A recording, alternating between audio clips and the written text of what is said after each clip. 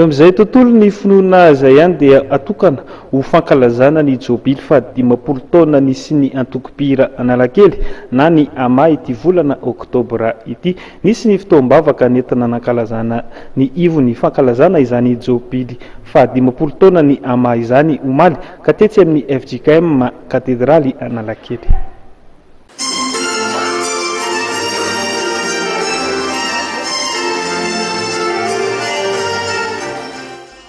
Atokana ho fankalazana ny jobily fa 50 taona nisy ny antoko-pihira Analakely na ama ao amin'ny FJKM katedraly Analakely ity volana oktobra ity. Isan'ny voatra izany nandritra ny fitoam-bavaka nentina nanamarika ny ivon'ny fankalazana izany jobily fa 50 taona ny ama izany omaly tetsy amin'ny FJKM katedraly Analakely. Nandritra ity fitoam-pivavahana ity no nanomezam-boninahitra sy niarabanareo filoha-mpanorona sy ny fanesy sy ny tarika ny ama nandritra izay 50 taona ny tsingerin'izay. Teo ihany koa ireo mpamorona mpikambana atao amin'ny antoko-pihira.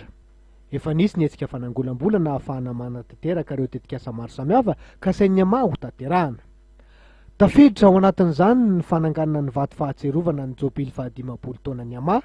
Efa niomana sahady hanakatona ny tompam-pahakalazana ny jobily ny ama amin'ny volana desambra ho avy izao.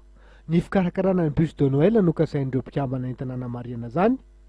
Rakikira telo no efa navokany ama tamin'ny alalan'ny kapila mangirana.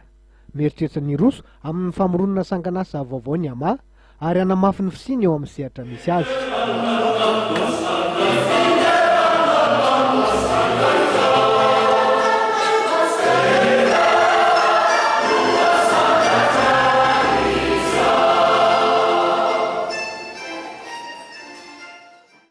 Izay ary ny masaka azo natolotra ribijery ajaina tamin'ity takariva ity isoaranay teto amin'ny fahitalavitra mateveno nanjoy hatramin'ny farany ny fotoana ny fampahalalam-baovao. Manome fotoananao ary ny sampana fampahalalam-baovao ny fahitalavitra ao amin'ny rahampitso indray. Veloma tompoko lahy, veloma tompoko vavy.